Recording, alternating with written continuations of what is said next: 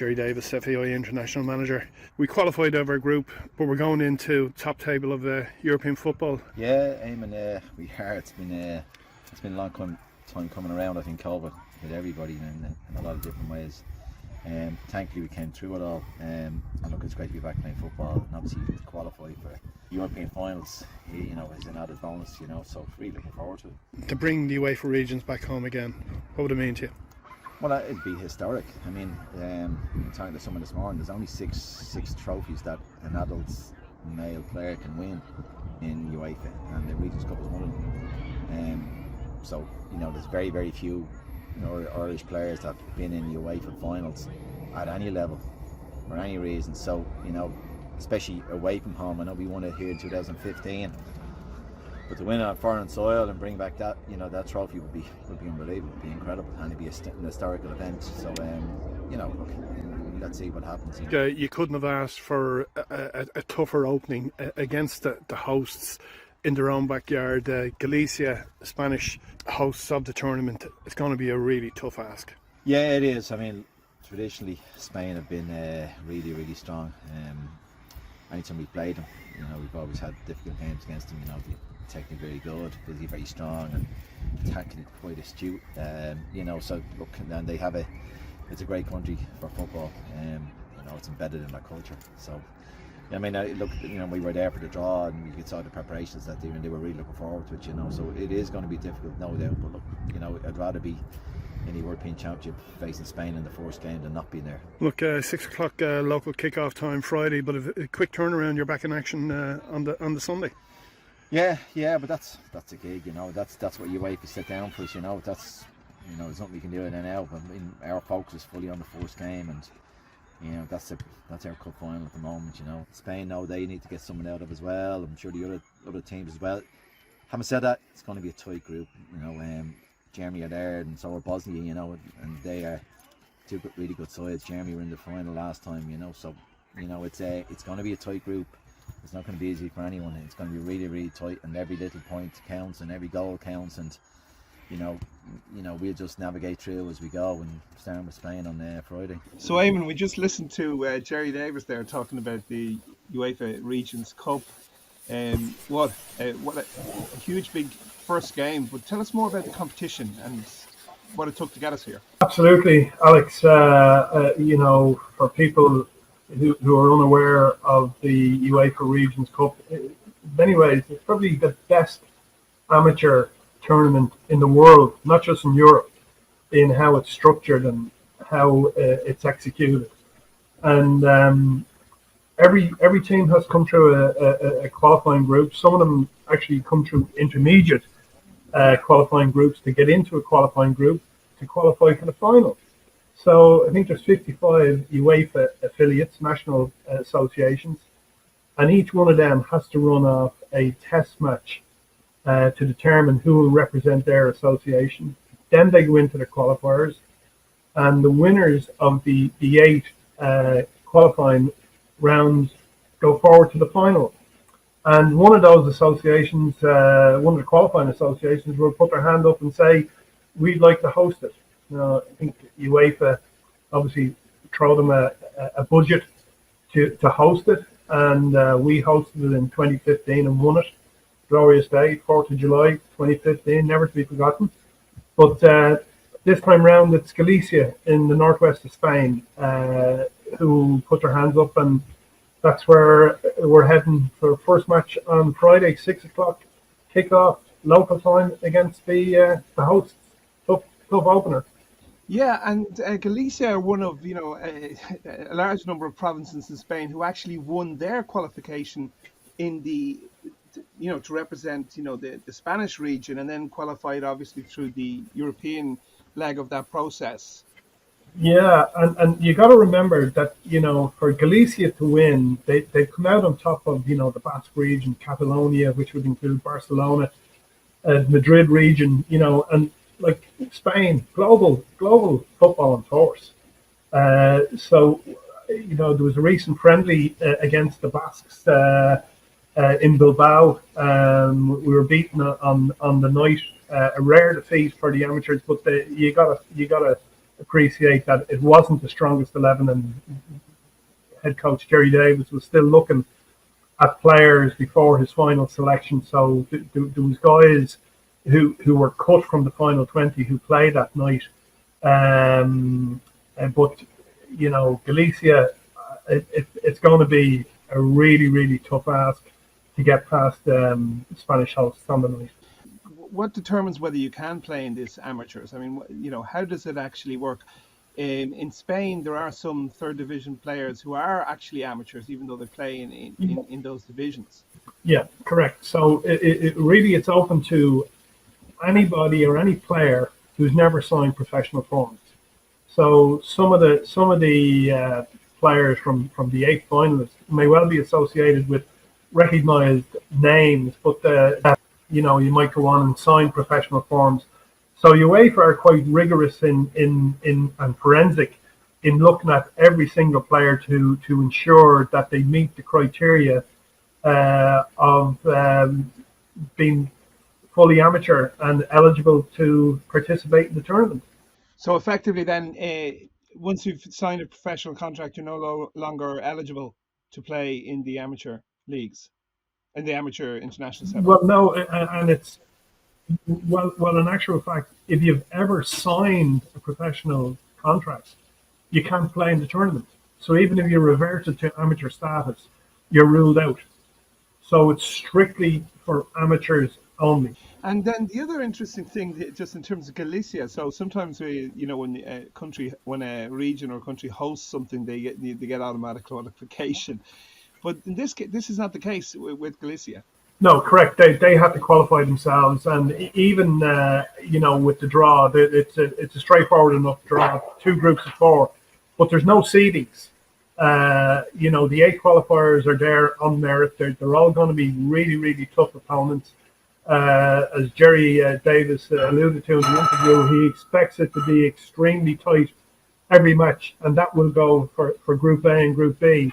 We're in with Galicia, we're in with Bavaria, another football and powerhouse, the Germans, and Bosnia-Herzegovina. And, looking in from the outside, you might say that, the Bosnians may well be looked to be the weaker, but I can assure you that without having seen them, they're going to be one hell of a side as well, because they're there on merit. But I mean, it must be a huge advantage to the Galician province, northwestern Spain, the weather, the fans will be out, back in the local province. They're mad about their football. So, how difficult it's going to be. It's going to be a very difficult job for Ireland. Absolutely. And we know how strong Spanish football is. We know that they're very passionate. I was up in La Coruña about 5-6 weeks ago outside Deportivo match, and it was a third-tier game, 27,000 sellout, and they were absolutely passionate about what was about to happen, and that was third-tier in Spain. So yeah, having local support is always an advantage, but look, there are pluses as well for when teams go away, because you're away from the distractions of home as well. If you're in hotel, you tend to embed as a group, and bonds tend to tighten even stronger rather than have distractions at home, whether it's phone calls from home or from the job or whatever it is, or people wanting to wish you well. We know that they have that support from back home, but traveling away has its advantages. Obviously, the disadvantage is that you don't have all that local support. But rumour is that there's a sizable contingent of Irish supporters heading out to Pontevedra, up on the northwest corner of Spain, for the duration of the tournament. We came through the group in Albina in Bulgaria last October into November without conceding a goal. In fairness, you've lost likes of Sam Curtis, AJ O'Connor, Chris Smith, and Aaron Humphreys, unfortunately through injury. But that's opened up opportunity, and quality players have come in. Yeah, I mean that was our job to replace them, and players come and go. They always have over the years. For whatever reason, and they were really good players we had on, especially with Aaron. It's unfortunate for Aaron because to get injured at a time when he was never injured before. Really, it's difficult. But look, it is what it is. So the players have come in, and we've asked them to perform in the preparation games that we had, to show us what they can do, and and the ones that are in the squad now that replace those, that there's some really good players now, this, and they can't wait to go themselves, So we may have lost some really good players on this, but we've added one or two as well, So look, it's as good as gold with us. So many of your players are actually UEFA Regions Cup final debutants this time round. Yeah, it is. I mean, they got a good grounding in the qualifier, yeah, but there's not a lot now that would have the experience. Brendan O'Connell, Jimmy Carr, and Owen Hayes, they've been there before, but there's not a whole pile after that, and even like this time around, it's the first time Ulster players have played in the final with Lee and Jack, which is great to see, but to be honest, that can add to it as well, because there's real enthusiasm amongst the players who haven't been there before. They can't wait to go, Look, you mentioned Brendan, Jimmy Carr from Michaels, and Owen Hayes, Junior Cup winning captain with Newmarket Celtic. Brendan, a real captain, a leader in the dressing room, a great man to have in your corner. How important is Brendan going to be, given that he's been down the course and he's a winner in previous incarnations? Yeah, probably what you didn't add to that now, he's a smashing goalkeeper, which is vitally important. Yeah, look, the senior players drive the culture within the group, and they maintain that, and that's led by Brendan in particular. Great leader, great guy, fantastic goalkeeper. He's been a fantastic servant, for Ireland, to have to say, all the commitment over the years, and he's vital to the way we do things, and a vital cog in the machine that we have when we go away, because everything is central to Brendan. In amongst the players, and he knows his role, he knows it really well, and he's very well respected within the players. Right, well, one of 6 Rockmount players, of course, back-to-back FAI Intermediate Cup winners, but a very good geographical spread of players. From you mentioned 2 players from Ulster. First time we've had players from Ulster appearing in UEFA Regions Cup finals, but Leinster, Westport United representing Connacht as well. You've got a good geographic spread of it. Yeah, we have, but the players are there not because where they live or that they're there on merit, because they're really good players and they've shown that they can perform, and both on and off the pitch for us, when we're away, and that's the reason they're there. It's a lot of the players that we have been in the major finals, the intermediates, the junior cup finals, and Munster juniors, and all this, and even within Leinster, you see Luke and one of the cup the other night, with Dylan Connolly in it. So look, the players are there on merit. It's not where they're playing or like that. They're there on merit and deserve to be there. So that's the fact that it's a good geographical spread and all this. And look, the other thing in the dressing room is good to hear different voices from around the country. Okay, and you mentioned in that interview there, the quick turnaround. Straight away from I think it's a 7 o'clock kickoff on the Friday, and it's a very quick turnaround to the next match, which will be on the Sunday. Yeah, Sunday there's a 4 o'clock kickoff, and it's Bavaria, and Galicia is a tough opener. Going out against Germany at any level, we know that they're going to be very, very well prepared, very well disciplined. And short enough turnaround, but that's where the backroom staff, the physio, Dennis Slattery, the doc, these guys really come into their own, and they play a role that people just simply wouldn't appreciate the effort, including the coaches, whether it's Chris, Paul Doody, Robbie Fay. When the training sessions finish, they might go home, shower, eat. But then they're straight onto laptops, they're looking at videos, they're doing their analytics. That the days are full on for the technical staff. And the physio's room is always busy. Players need rubs, little knocks need to be sorted out. And it is a very quick turnaround. And this is where the depth of the squad will really come into its own.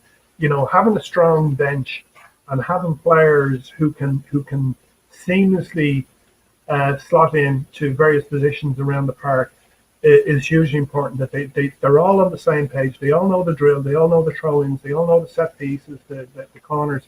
That's all been rehearsed, and it's about going out onto the pitch and actually delivering. And in your experience, Eamon,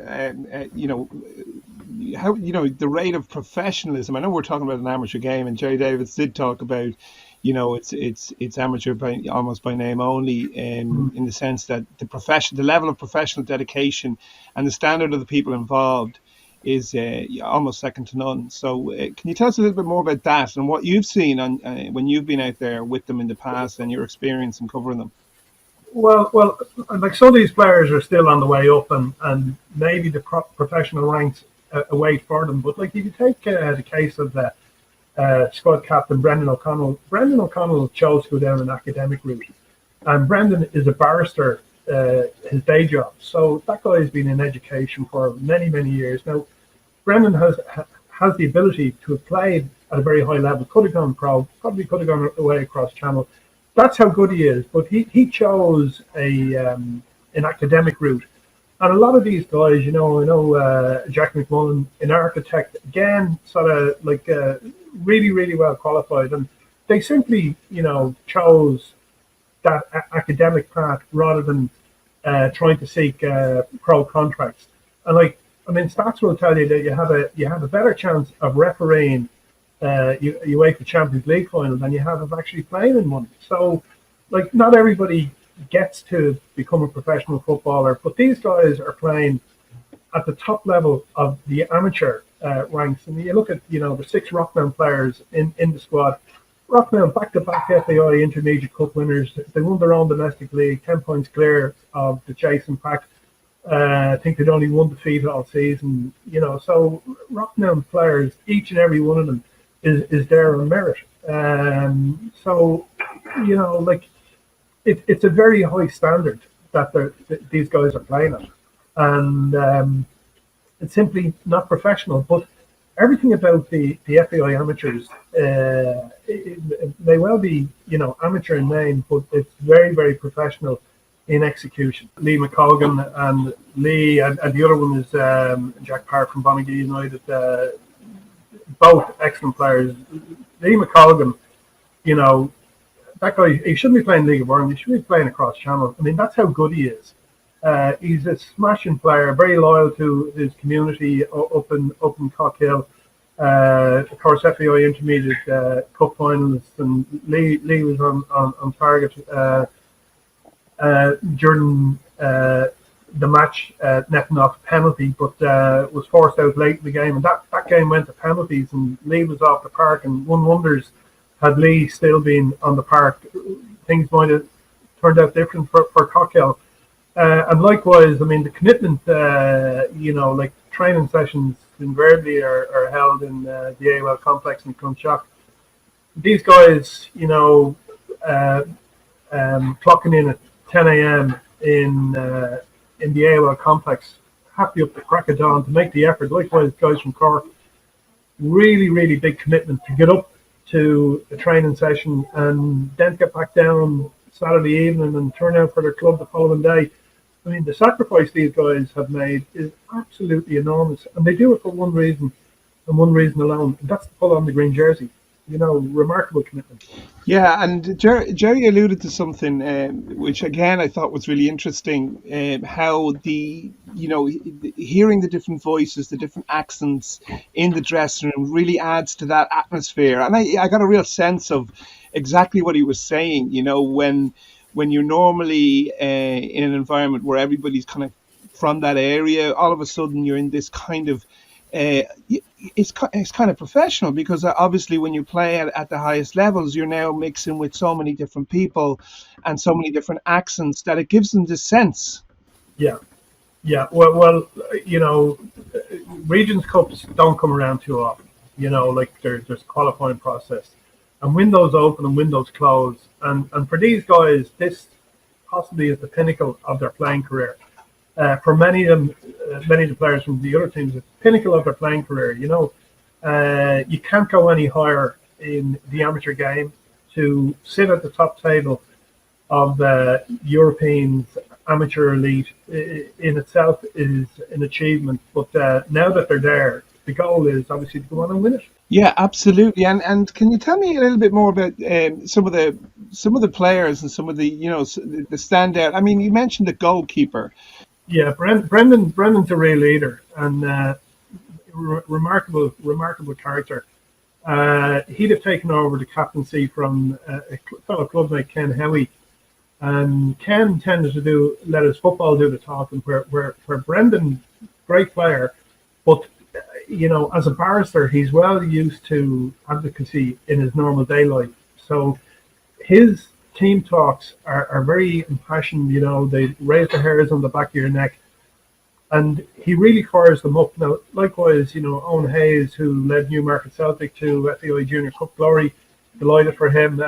Owen, teacher by profession, another guy who has been down the UEFA Regions track before, another guy, that senior guy within the squad. But there's people who come in. Stephen Chambers, really good guy. Lester Dunny Carney, a bit of an enforcer on the pitch, but really good player. And I mean, you're looking for leaders, but in many ways, all these guys are leaders in their own right. That they take it upon themselves and they don't hide, they don't shirk responsibility. But Brendan, certainly, I mean, Brendan in his 40th year now, and still playing as well as he ever did. I think his first cap was when he was 19 years of age. So, I mean, in terms of longevity and representing your country and winning everything on that he's ever competed for is simply remarkable, and recently named FAI Amateur Player of the Year, and an accolade richly deserved. The newbies, the debutants, was the word you used. Can you just enlighten us on their journey? Well, of course, COVID-19 meant that the Regions Cup was parked. I mean, the last time it was competed for was 2019, so there was no 2021 version of it. So there's a cohort of players who would have missed out on it. So it's only in recent times that we've got back into it. So most of these guys are, with the exception of Jimmy Carr as well from St. Michael's Tipperary, he's been down the track before. Owen Hayes of Newmarket Celtic and Brendan, they're the experienced guys in terms of UEFA Regions Cup final experience. But the players that are there are vastly experienced in their own right. They come through qualifying campaigns. They had friendlies home and away against Wales. They played the Basque region. Both they're well tuned into the demands of international football and what's required. Obviously, to be recognised and honoured with inclusion in an international squad is, brilliant achievement for the individuals, but for the clubs themselves. And you got to remember that the squad is made up of junior and intermediate players. So to pull on that green shirt, it means everything to the players. And we talked about sacrifice and what the lengths these guys are prepared to do. I mean, they're giving up, what would be holiday time now to go away to Galicia, and that impacts on family as well.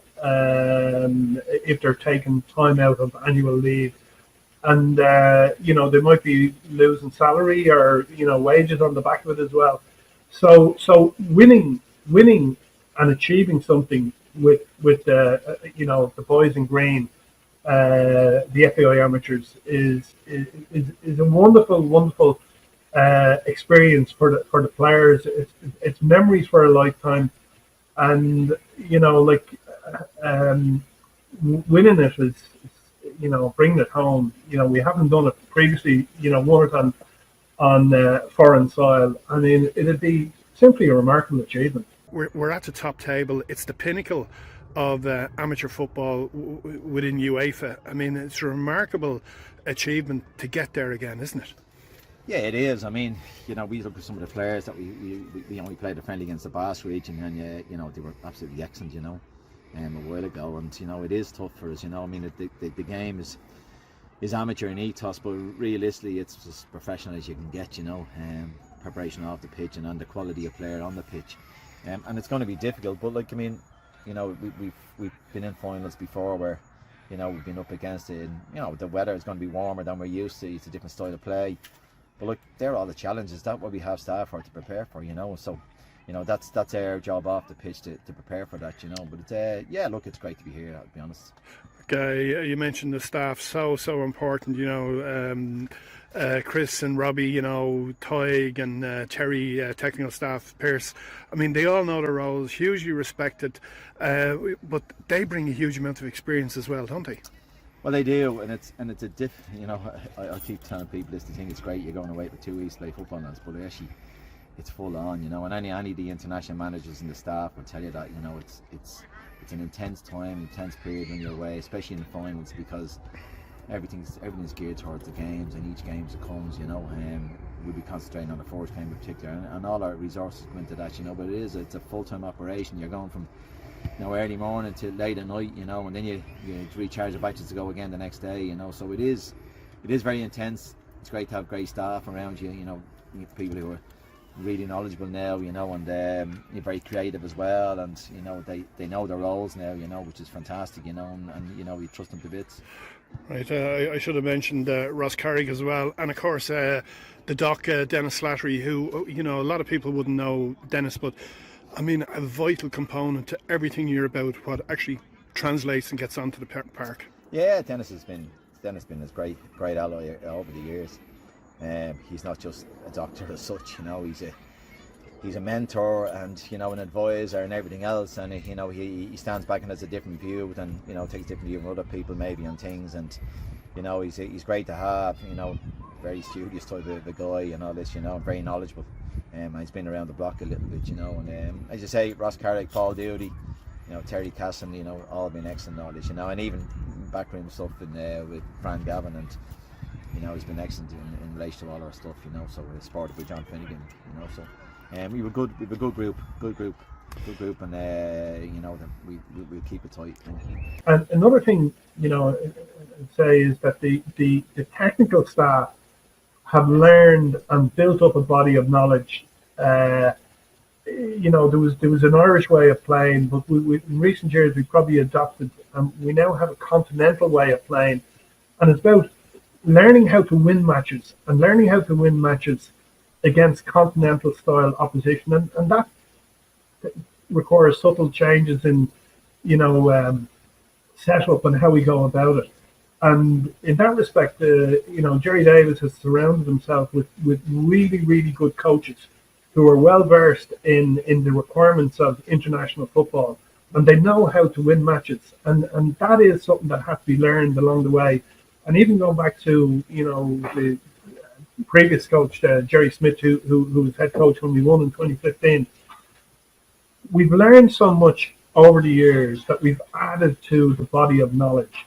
And that is so well vested in the backroom staff that I don't think people really appreciate what that does when you factor it into the overall project. You know, it's a very well-oiled machine on and off the park, and the lads know exactly what their roles and responsibility are, and they're very good at actually delivering. You know, the makeup, that is the FAI, the four provincial associations, and you know, what the kind of pyramid structure of grassroots football in this country. Fully aware of just the structure of grassroots football in this country. Yeah, well, like I mean, you have your schoolboys, you have your youth, you have your junior, you have your intermediate. And while, you know, there's four provincial bodies, this is an FAI representative side, and it's a squad that had to play off a test match against fellow Irishmen, which can always be a difficult thing to do, knowing that, you know, it's a winner-take-all situation.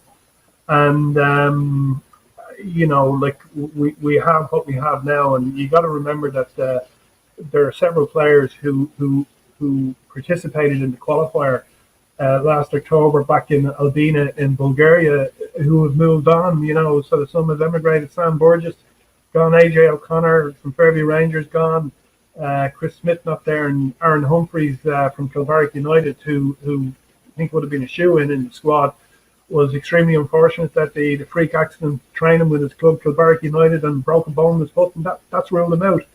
But what that also has done is opened up opportunity. And, Conor Coughlin from Fairview Rangers was a late addition, but he grabbed the opportunity with both hands.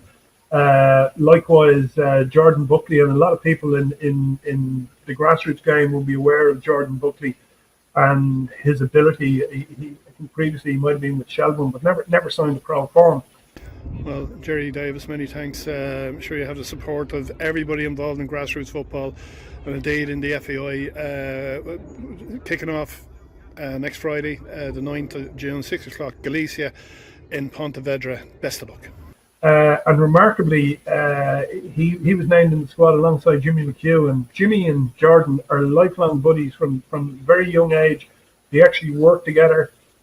Jimmy with Oliver Bond Celtic, and Jordan with Usher, and the prospect of them teaming up in the green jersey is something to really look forward to, and hopefully it happens. Well, they're exactly the type of stories, or the beginnings of these adventures and stories that we certainly want to hear about. And Eamon, we're heading over there. What would you like to achieve?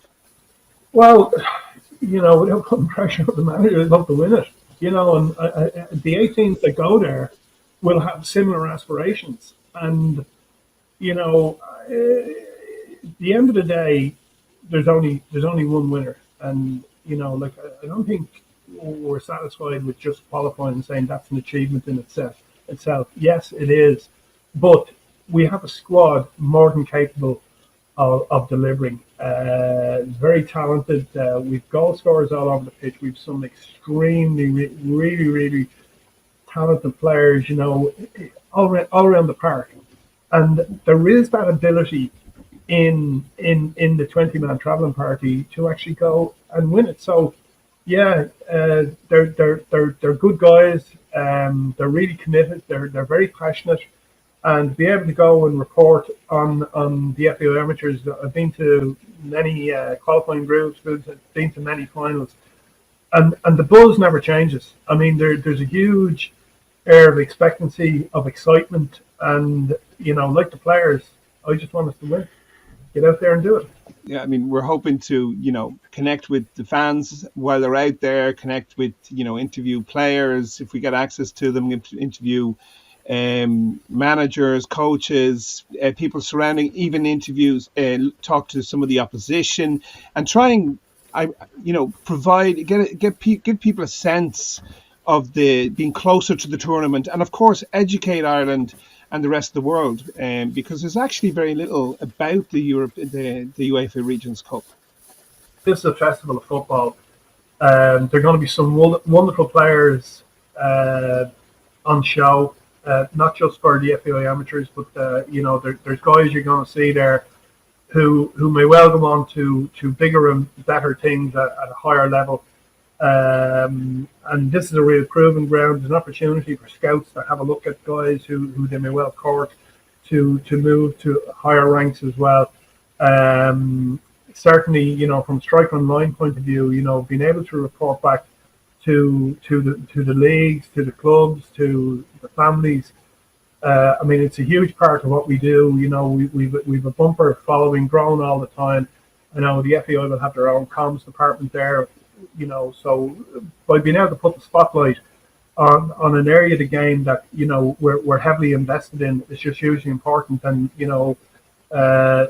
not going to the UEFA Regions finals was not an option. We were always turning it up, So I'm just looking forward to kick off on Friday, and hopefully we'll be cheering a great victory by the end of the 90 minutes.